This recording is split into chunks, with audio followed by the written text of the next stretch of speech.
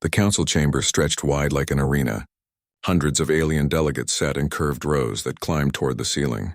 Their voices echoed off the crystalline walls as they argued about trade routes and mining rights. Ambassador Daeho Kim stood at the center platform, his hands folded behind his back. His dark suit looked plain compared to the glowing robes and armor worn by the other species. Hyejin Park stood 3 steps behind him, holding a data tablet. She kept her eyes down and her posture humble. Her job was to record everything and say nothing. The other delegates barely noticed her. That was exactly how Earth wanted it. "The human speaks again," said Vraxis, his voice booming across the chamber. The Velkari commander rose from his seat. He stood nearly 3 meters tall. His 4 arms crossed over his armored chest. His skin was dark red, marked with scars that his people wore proudly. "Tell us, little ambassador, will Earth finally admit it cannot defend its colonies?" Daeho smiled softly. "We believe all disputes can be solved through peaceful discussion." Laughter rippled through the chamber. Vraxis bared his teeth in what his species considered a grin. "You believe wrong. The Outer Rim colonies sit on mineral deposits worth more than your entire world's economy. My empire needs those resources. You cannot stop us from taking them." "We would prefer to negotiate a fair trade agreement," Daeho said. His voice stayed calm and quiet. "Trade?" Vraxis descended the steps toward the center platform. His boots hit the floor like thunder. "Why would we trade when we can simply take? Your species is weak. You have no real military. Your ships are slow. Your soldiers are soft." He stopped just outside the platform's boundary. Council rules forbade physical contact during sessions, but Vraxis pushed as close as he could. "Face the truth, human. You are prey pretending to be predators." Council Prime Thelos raised one of his 6 hands. The ancient Zenthari had overseen the Galactic Council for 3 centuries.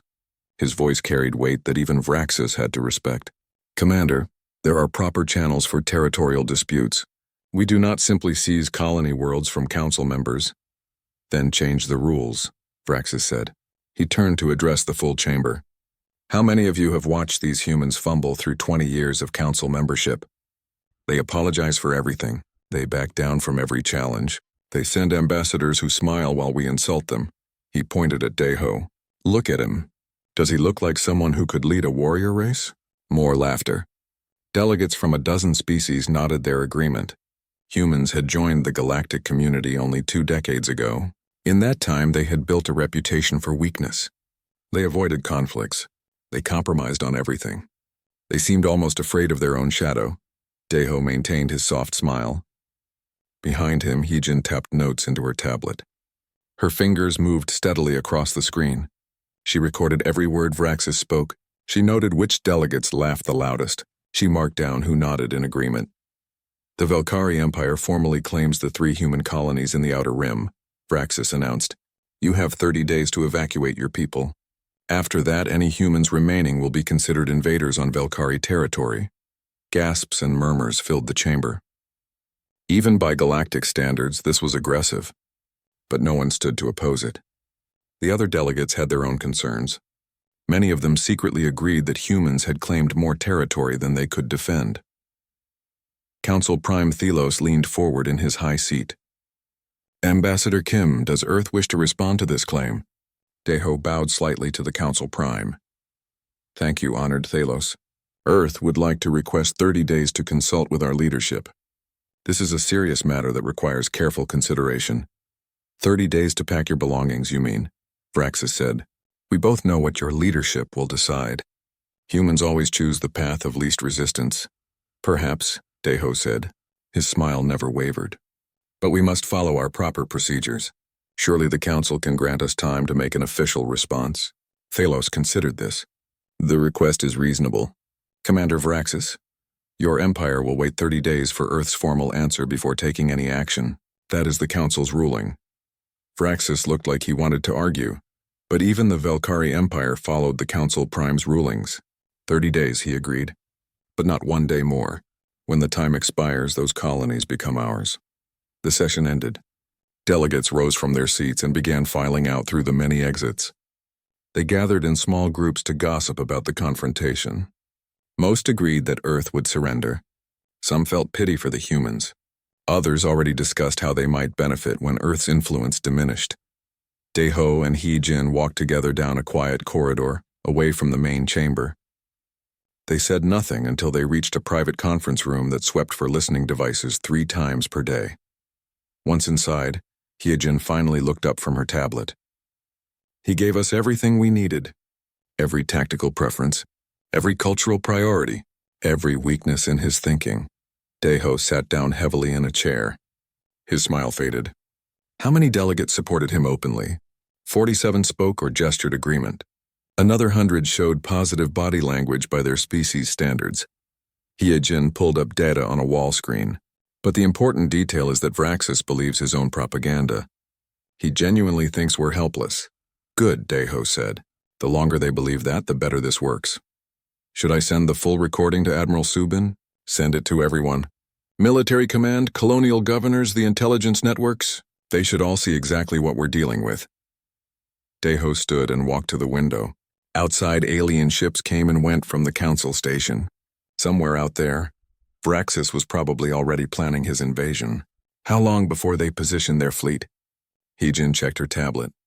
Intelligence estimates 12 to 15 days. They'll want to be ready the moment the 30 days expire. Then we have time. Daeho turned back to face her. Make sure New Jeju gets the full briefing. Governor Minseo needs to know exactly what's coming. Already sent. She replied with 3 words, which were, let them come. Daeho smiled again, but this time it was different. This smile carried no gentleness. It was the smile of someone who knew a secret. 20 years, he said quietly. 20 years we've played this role. Smiled at their insults. Bowed to their demands. Let them think we were weak. Was it worth it? Hee-jin asked. We're about to find out. Daeho picked up his own tablet. He composed a single message to Earth's unified command. It contained only 5 words. They have made their choice. Captain Sungmin Lee watched the sensor display with careful eyes. 500 red dots filled the screen. Each dot represented a Velkari warship. They hung in space just beyond the border of human territory, arranged in perfect military formation. They're not even trying to hide, said Officer Ji-woo Choi. The young man stood at the tactical station, his hands hovering over controls he wasn't allowed to use. Captain, we could take out at least 50 of them before they know what happened. We're here to talk, not fight, Sungmin said. He kept his voice level and calm. The bridge of the diplomatic vessel Harmony was small. Only 10 crew members worked there. Compared to the massive Velkari battleships on the screen, their ship looked like a toy. Ji-woo made a frustrated sound. Sir, they're bringing enough firepower to glass a planet. What's there to talk about? Whatever they're willing to hear. Sungmin pressed a button on his chair's armrest. Communications, open a channel to the Velkari fleet. The communications officer, a woman named Bo-ra, nodded. Channel open, Captain. Sungmin sat up straighter. Velkari fleet. This is Captain Sungmin Lee of the Earth diplomatic vessel Harmony. We come in peace to discuss the territorial dispute. Please respond. Static filled the bridge speakers for several seconds. Then a rough voice answered. Human ship, this is Supreme Commander Vraxis. There is nothing to discuss. You have 23 days remaining to evacuate the colonies. Use this time wisely. Commander, surely we can find a peaceful solution. Earth is willing to negotiate mining rights, trade agreements, or joint colony management. Laughter came through the speakers. You still don't understand. We don't want agreements. We want your colonies. All of them. And we want you gone. Behind Sungmin, Officer Yun Hee-song worked at the intelligence station. Her fingers moved across her console, collecting data. Every word Vraxis spoke, every energy signature from the Velkari ships, every detail about their formation patterns got recorded and analyzed. Captain, Yun-hee said quietly, I'm picking up interesting patterns in their power distribution. Sungmin glanced back at her. She gave a tiny nod. He understood. Keep them talking. Commander Vraxis, we have 2 other diplomatic vessels in the area. Perhaps representatives from all our ships could meet face to face. Do you think I'm stupid? Vraxis sounded amused. I know you only have 3 ships out here. 3 tiny unarmed vessels. Your entire fleet probably numbers less than 100 ships total. We have 500 ships in this battle group alone. We have 5,000 more across the Empire. Military strength isn't everything, Sungmin said. It's the only thing that matters. In 23 days, my fleet will advance on your colonies. If your people are still there, they will die. If you try to resist, we will destroy your ships. This is not a negotiation. This is a warning. The channel closed. The bridge fell silent. Jiwoo slammed his fist on his console. This is wrong. We should fight back. We should show them what we can really do. That's not our mission, Sungmin said. But he understood the young officer's frustration. Every human on the bridge felt it. They were trained warriors being forced to play weak. It went against every instinct. Yoon-hee stood from her station. Captain, I've completed the scan. I have detailed information on their shield frequencies, weapon ranges, and power distribution patterns. Their formation is impressive but predictable. They're following standard Velkari doctrine exactly. Send it to the other ships, Sungmin ordered, and relay everything to Fleet Command. Already done, sir. Admiral Subin confirmed receipt 2 minutes ago. Sungmin allowed himself a small smile. Good work. How long until we have complete tactical profiles? At this rate, another 6 days. They keep broadcasting challenges and showing off their formations. It's like they want us to study them. They do, Sungmin said. They want us to see how powerful they are. They want us to be scared. Are you scared, Captain? Jiwoo asked. Sungmin thought about that question. He thought about the 500 Valkyrie warships on his screen. He thought about the 5,000 more in their empire. Then he thought about what waited back in Earth's home system. No, he finally said. I'm not scared. Over the next week, the Valkyrie fleet performed exercises. They practiced attack formations. They fired their weapons at asteroids, showing how easily they could destroy targets. They sent more messages to the human diplomatic ships, each one more threatening than the last. The 3 human vessels stayed at the border. They broadcast continuous peaceful messages. They offered countless compromises. They appeared desperate and frightened. Inside the ships, the crews recorded everything. Every weapon test gave them information about firepower and reload times. Every formation change revealed tactical preferences. Every threat told them about Valkyrie psychology and decision-making patterns. This is embarrassing, Jiwoo muttered during the second week. The whole galaxy is watching us beg for mercy. Yoon-hee looked up from her station. Let them watch. Let them think we're weak. The Valkyrie aren't the only ones we're collecting data on. She was right. The Council had sent observer ships from a dozen different species. They watched the confrontation with interest. Some felt pity for the humans. Others took notes for their own future use. All of them agreed that Earth was hopelessly outmatched. Messages flooded back to the Council station. Diplomats from other species suggested ways to divide Earth's territories after the humans surrendered. Some offered to take in human refugees. Others discussed how this proved humans didn't belong on the Council. On the bridge of the Harmony, Sungmin read these intercepted messages. Each one was more insulting than the last. They really think we're finished. Good, Yoon-hee said. Let them think that. 20 days passed. Then 22. The Valkyrie fleet grew restless. They had expected the humans to run away by now. Instead, the 3 diplomatic ships remained at the border, still broadcasting their peaceful messages. Human ships, Vraxis said on the 23rd day. This is your final warning. In 48 hours, my fleet will advance. You have 2 choices, flee or die. Sungmin took a deep breath before responding. Commander, we beg you to reconsider. There's still time for peace. There was never time for peace. Peace is for equals. You are not our equals. You are insects pretending to be civilized, and we are about to step on you. The channel closed again. This time it didn't reopen. Jiwoo looked at his captain. Sir? Sungmin checked his console. New orders had arrived from Fleet Command. He read them carefully. Then he read them again. Finally, he looked up at his crew. All stations prepare to pull back. We're leaving the border. We're retreating? Jiwoo couldn't hide his disappointment. We're getting out of the way, Sungmin corrected. There's a difference. Yoon-hee, send one final message to the Valkyrie fleet. What should it say, Captain? Sungmin thought about the 500 Valkyrie ships. He thought about their certainty, their arrogance, their complete belief that humans were weak and helpless. Tell them we're withdrawing to avoid bloodshed. Tell them we hope they'll show mercy to our colonists. Make it sound desperate. Yoon-hee typed the message. Sent, sir. They're probably laughing right now. Let them laugh, Sungmin said. He pulled up a new display on his console. It showed the positions of ships the Valkyrie didn't know about. Ships that were waiting in Earth's home system. Ships that were hidden throughout the colonies. Ships that had spent 20 years preparing for exactly this moment. They won't be laughing much longer. Governor Min Seo Kang stood on the balcony of the colony administration building. She was 73 years old. Her hair was completely white. Her face carried the wrinkles of a long life spent making difficult decisions. Below her, the city of New Jeju spread out in neat districts. 300,000 people lived here. They had built homes and schools and parks. They had raised children. They had planted gardens in the rich alien soil. Now a fleet of warships approached to take it all away. "Governor, the Velkari fleet just entered the system," said Commander Taeyang Jon. He stepped onto the balcony to join her. The commander was 40 years old and had served in the Earth Defense Forces his entire adult life. Like every colonist on New Jeju, he had extensive military training. "They'll be in orbit within 6 hours. Have the evacuations begun?" Min Seo asked. "No, Governor, because you haven't ordered them." Min Seo smiled. "That's correct.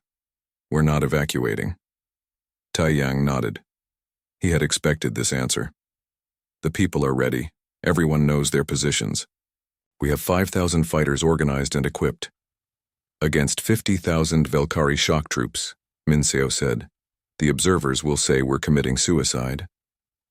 The observers don't understand humans very well. Down in the city streets, life continued normally. Children went to school. People worked their jobs. Shops stayed open. But in every building, weapons waited in hidden locations. In every basement, armor and ammunition sat in sealed containers. Every single adult on New Jeju had trained for this day. The Velkari fleet arrived exactly on schedule. 200 massive ships took positions in orbit around the colony world. They filled the sky like dark clouds. Vraxis broadcast a message to the planet. His face appeared on every screen in the colony. "Humans of New Jeju, I am Supreme Commander Vraxis of the Velkari Empire. This world now belongs to us. You have 12 hours to surrender. Place your weapons in the streets and wait for processing. Those who resist will be eliminated. Those who comply will be allowed to leave on transport ships." Min Seo broadcast her own message in response.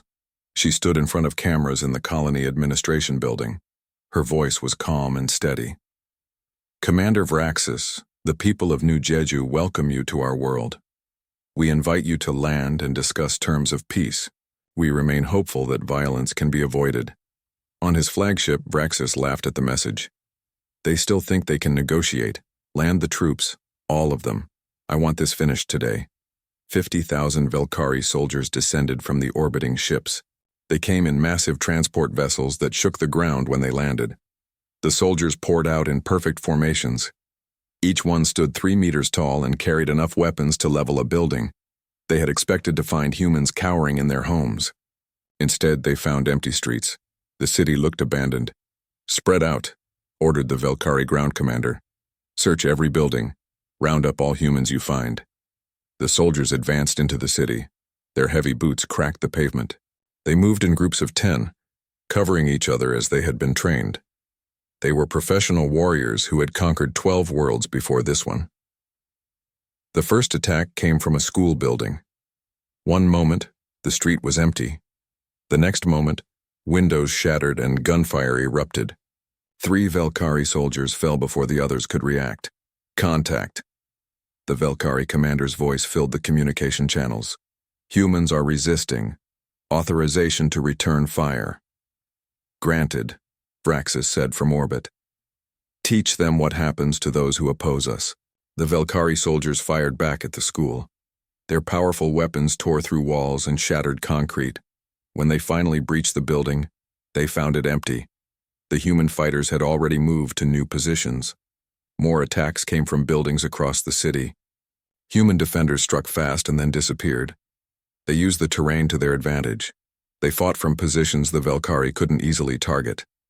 Commander Taeyang watched the battle from a command center buried beneath the city.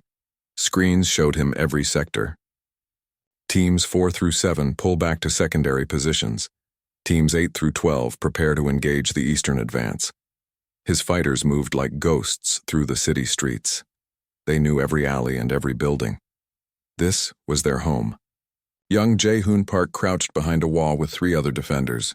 He was 26 years old. Before today, he had been a farmer who grew vegetables in the colony's agricultural district. He had never expected to fight a war. "Here they come," whispered one of his teammates. 10 Velkari soldiers moved down the street. Their weapons were ready. Their sensors swept for enemies. Jae-hoon waited until they passed his position. Then he stepped out behind them. His rifle fired in controlled bursts. 2 Velkari fell. His teammates opened fire from other positions. 3 more went down. The remaining 5 spun around to fight back. They were fast and well-trained. But Jae-hoon was faster. He had grown up on a world with gravity 15% higher than Earth standard. New Jeju's gravity was exactly Earth normal. That made him faster and stronger than his training had ever allowed.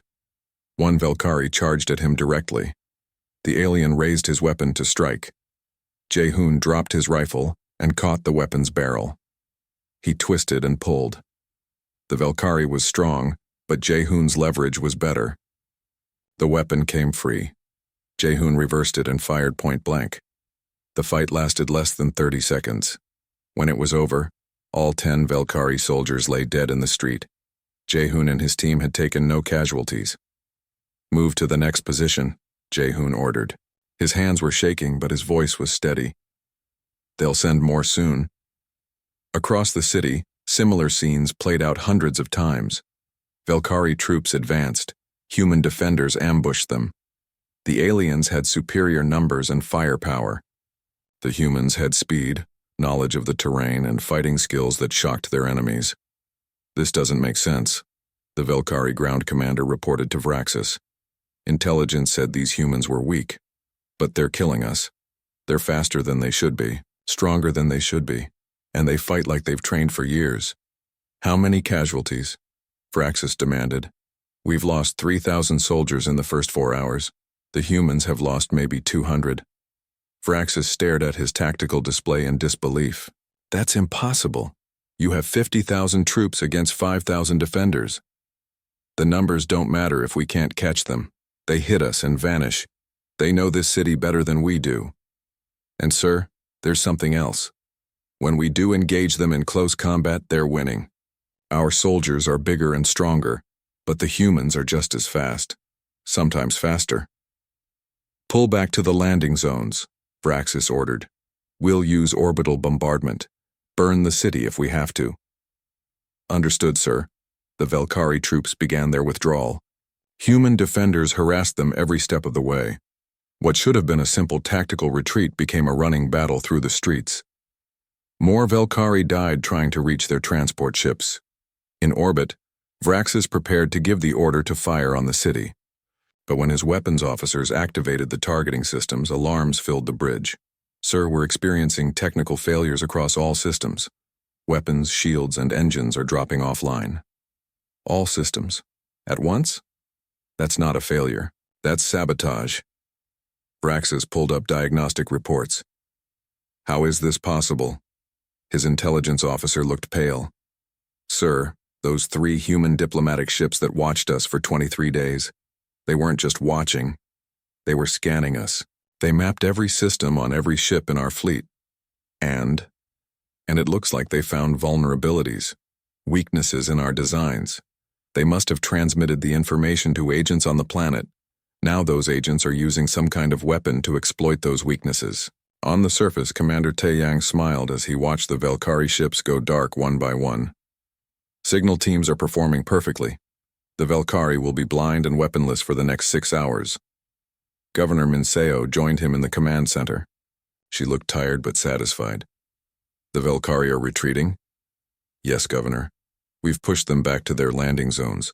Casualties on our side are minimal. Theirs are catastrophic." "Good. Send a message to Vraxis. Tell him we're still willing to talk peace." Up in his crippled flagship, Vraxis received the message. He stared at it in confusion and growing fear. The humans had destroyed a quarter of his ground forces. They had disabled his entire fleet, and now they were offering to negotiate. What kind of species offers peace after winning? Supreme Commander Vraxis made a decision born from pride and rage. Instead of accepting defeat at New Jeju, he ordered his entire fleet to Earth's home system. If he could conquer Earth itself, the colony would mean nothing. the human homeworld would surrender, and Vraxis would still claim victory. His fleet numbered 400 ships after the losses at New Jeju. He sent messages to the Velkari Empire requesting reinforcements.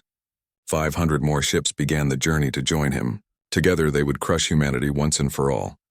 The humans got lucky at the colony, Vraxis told his officers. They knew the terrain and used tricks. But in open space combat, their luck will end. We will destroy their homeworld and sell the survivors as slaves. The Velkari fleet entered Earth's solar system 2 weeks after the disaster at New Jeju. Vraxis expected to find a small defensive force, perhaps 50 ships, maybe 100 if the humans had hidden vessels. Instead, he found 2,000 warships waiting in perfect formation. The Velkari bridge crew fell silent. Every screen showed human vessels. They surrounded Earth in layers of defensive positions. Battleships, carriers, destroyers, cruisers, and ship types the Velkari had never seen before. "That's impossible," Vraxis whispered. "Where did they all come from?" His sensor officer checked and rechecked his readings. "Sir, I'm detecting 2,300 human warships. Each one is outputting power signatures equivalent to our best battleships. Many are reading even higher." "They were hiding them," another officer said. "All these years they were hiding their real fleet." A transmission came from the human fleet. A woman's face appeared on the main screen. She wore a dark blue uniform with admiral insignia.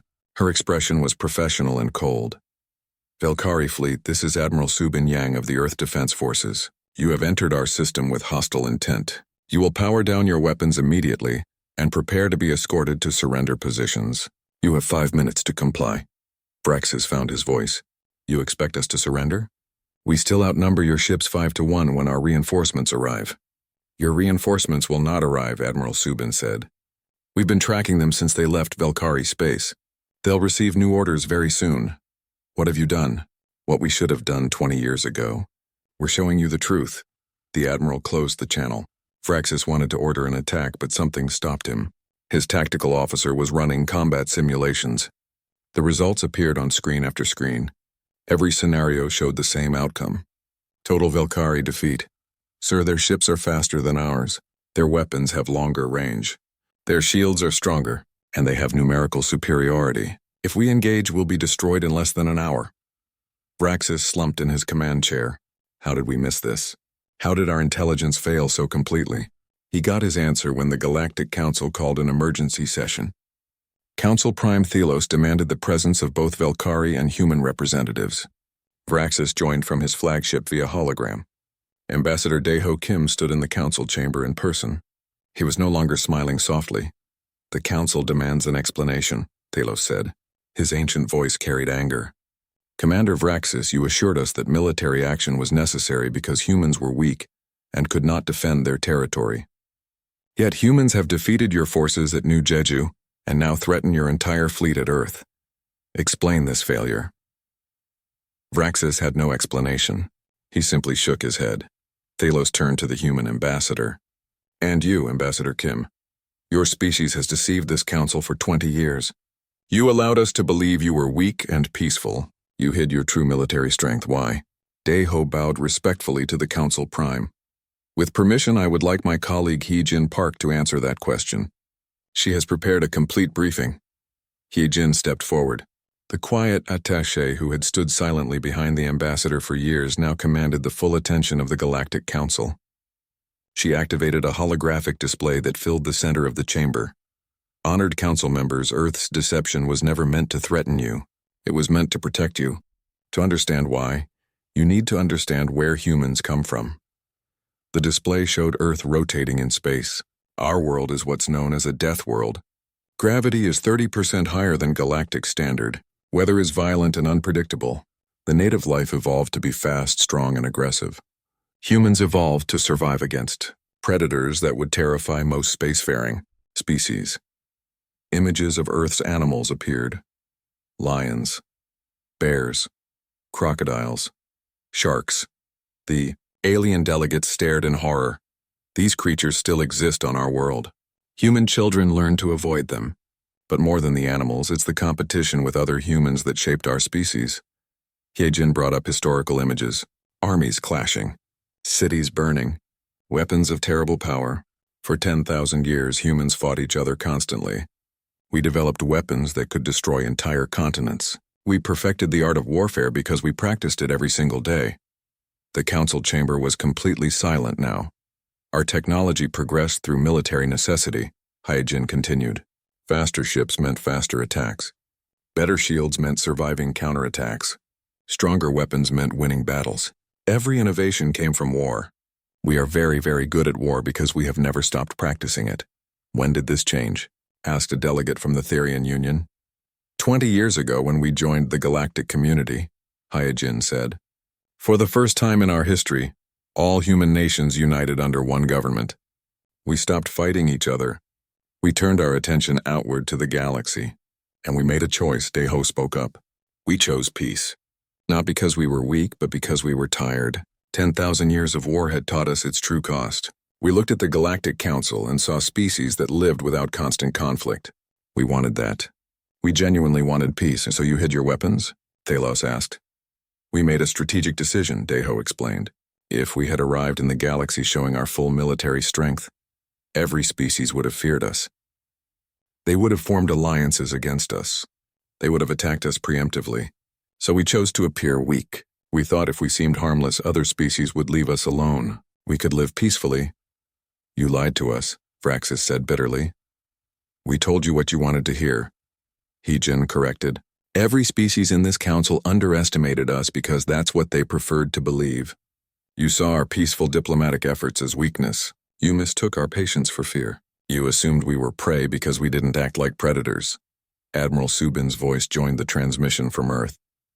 While your fleets practiced parade formations, we practiced combat maneuvers. While your officers studied politics, ours studied tactics. While you assumed peace would last forever, we prepared for the day it would end. We hoped that day would never come. But we were ready when it did. Vraxis looked at the human ships surrounding his fleet. So this is what you really are. Not the peaceful diplomats.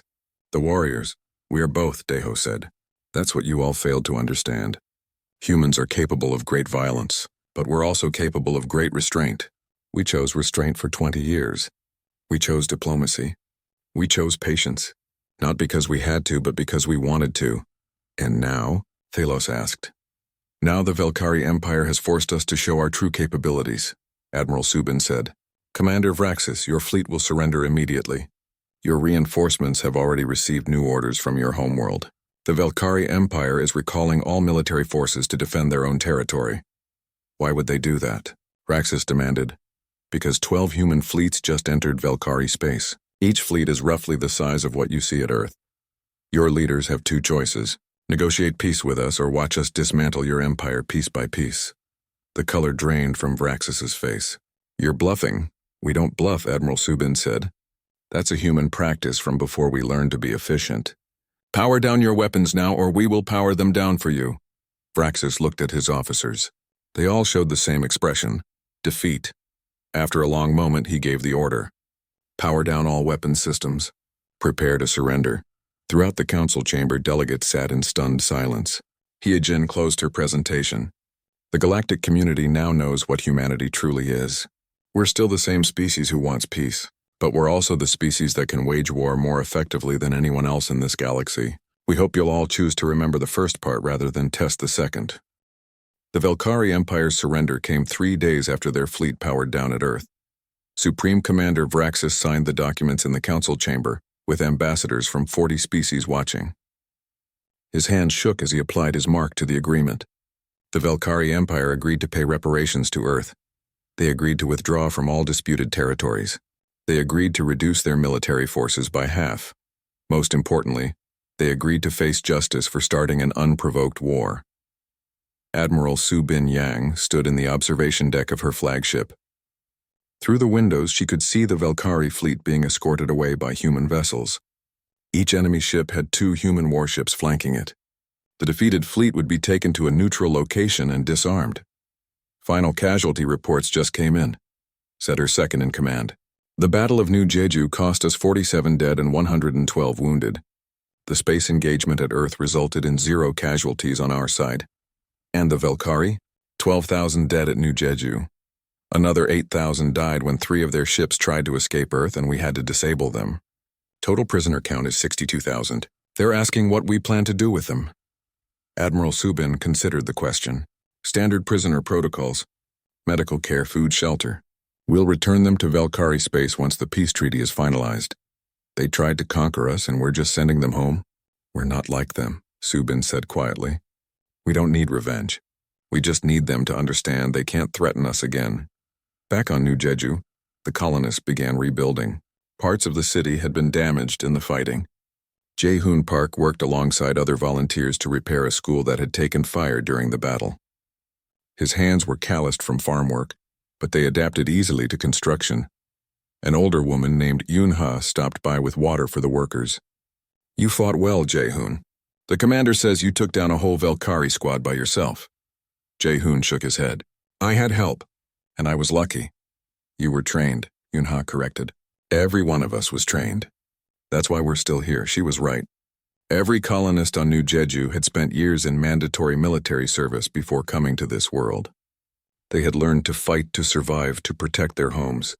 When the Valkyrie came, they were ready. I'm just glad it's over, Jae-hoon said. He looked at the damaged school. Children would be learning here again in a few weeks. Life would return to normal. I don't want to fight another war. None of us do, Yoon-ha agreed. That's the point. We train so we don't have to fight. We're strong so others leave us alone. Governor Min Seo-kang delivered a speech to the colony that evening. She stood in the central plaza where thousands had gathered. The Valkyrie came to our world expecting easy prey. They found defenders. They came with overwhelming force. They met overwhelming resistance. They thought humans were weak. They learned we are anything but. The crowd cheered. Min Seo waited for silence before continuing. But I want you all to remember something important. We didn't start this fight. We tried everything to avoid it. We offered peace dozens of times. We only fought because we had no other choice. That's who humans are. We are strong enough to destroy our enemies, but wise enough to prefer peace. Never forget that wisdom is just as important as strength. The applause this time was thoughtful rather than excited. The colonists understood what their governor was saying. Victory in war was easy. Living peacefully after victory was harder. At the Galactic Council, changes were happening fast. Ambassador Dae-ho Kim found himself in a very different position than he had occupied a month earlier. Council members who had ignored him now sought his opinions. Species that had mocked Earth now asked for defense treaties. Council Prime Thelos called a private meeting with the human delegation. The ancient Zenthari looked tired. Ambassador Kim, the Council owes your species an apology. We misjudged you terribly. The misjudgment was mutual, Dae-ho said. We assumed you would accept us as peaceful partners if we appeared harmless. We were wrong. In this galaxy, peace requires strength. A hard lesson for both of us. Thalos pulled up a holographic document. The Council has voted to offer Earth several new positions. We would like a human representative on the Security Council. We would like human advisors for our defense planning committees. And we would like Ms. Hye-jin Park to become our first Director of Security Intelligence. Hye-jin bowed respectfully. I'm honored, Council Prime, but I must ask, why do you trust us now? We deceived you for 20 years. Because deception for defensive purposes is understandable. What matters is what you did after revealing your strength. You could have conquered us. Instead, you still offer peace. That shows your true nature more clearly than 20 years of diplomacy ever could. The council session that followed was unlike any in galactic history. Delegates from every member species stood to speak. Some offered apologies to Earth. Others requested defensive alliances. A few asked for help improving their own militaries. Dae-ho listened to them all before responding. When he finally spoke, his words were measured and clear. Earth accepts the Council's apologies. We offer our own apologies for the deception. But let me be very clear about something. We showed you our military strength, but we didn't show you everything. Shocked murmurs filled the chamber. Dae-ho continued. What you saw at Earth was 20% of our actual fleet strength. The other 80% remains hidden in defensive positions throughout human space. We revealed enough to end the Valkyrie threat. We kept the rest secret because old habits die hard. We still don't fully trust that peace will last. Why tell us this? Asked a delegate from the Therian Union. Because honesty has to start somewhere, Dae-ho said. You asked for our help with security. That means we need to trust each other. So here's the truth. Earth has approximately 10,000 warships. We have enough military strength to conquer half this galaxy if we wanted. We don't want that. We never wanted that. We want what we've always wanted. To live in peace. To raise our children. To explore the galaxy without fear. And if another species threatens that peace? Thalos asked. Then we'll do what we did to the Velkari, Admiral Subin said. Her hologram appeared in the chamber. We'll defend ourselves decisively, completely, and then we'll offer peace again. Because that's what humans do. We're very good at war, but we're trying to be even better at peace. The council session ended with a new understanding. Earth was now recognized as the galaxy's most powerful military force. But instead of fear, this knowledge brought stability. Species that might have considered aggressive expansion now thought twice. Pirates and raiders found new careers. The Velkari Empire began the long process of reforming their culture. Braxis himself faced trial for war crimes. He stood before galactic judges and admitted his failures. I believed humans were weak because they acted peacefully. I confused patience with fear. I mistook diplomacy for inability to fight. I was wrong about everything. The judges sentenced him to 30 years of service rebuilding the worlds his forces had damaged. He would spend decades making repairs alongside the very humans he had tried to conquer. On his first day of service at New Jeju, Braxis found himself working next to Jae-hoon Park. The former Supreme Commander carried building materials while the young farmer directed construction. "Why don't you hate me?" Braxis asked. "I tried to destroy your home." Jae-hoon considered the question while hammering a beam into place. "Because hate takes energy. I'd rather use that energy building something new. Besides, you learned your lesson. That's what matters." "I learned that humans are the galaxy's greatest warriors." "No," Jae-hoon corrected. "You learned that humans are the galaxy's most dangerous species to threaten." "There's a difference. We're only warriors when we have to be. The rest of the time we're farmers and teachers and builders. We'd rather grow food than fight wars." Braxis worked in silence for a while, processing this truth. Finally, he asked, "If you had shown your true strength from the beginning, would any of this have happened?" "Probably not," Jae-hoon admitted. "But we didn't want to intimidate the galaxy. We wanted to join it as equals. We thought we could hide our past and build a peaceful future. We were naive. What will you do now? Keep building. Keep farming. Keep living peacefully. And keep training in case someone else makes the same mistake you did." Back in the council chambers, Ambassador Dae-ho delivered one final speech. It was broadcast across the entire galactic network. Billions of beings heard his words. For 20 years, Earth pretended to be something we're not. We apologize for that deception, but we want the galaxy to know we weren't completely lying. We genuinely want peace. We genuinely prefer diplomacy. We genuinely hope to never fight another war. The only dishonesty was hiding how effectively we could fight if forced to. He paused and looked directly into the camera. Earth remains committed to peace. We will continue to solve disputes through dialogue. We will continue to support the Council and its ideals. But we will never again allow others to mistake our peaceful nature for weakness. We are strong enough to destroy our enemies. That's why we work so hard to make sure no one becomes our enemy. We hope the galaxy can accept both truths about humanity. We are peaceful, and we are powerful.